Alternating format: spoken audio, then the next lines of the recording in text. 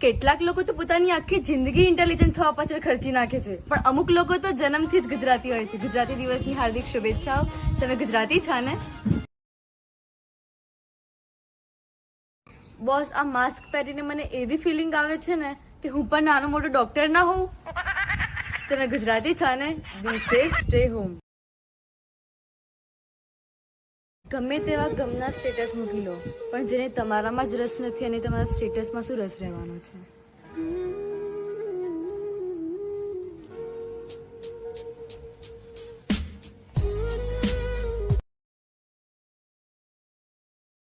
સાહેબ, પહેલો પ્રેમ અને પહેલો ગા હંમેશા યાદ રહી જાય છે.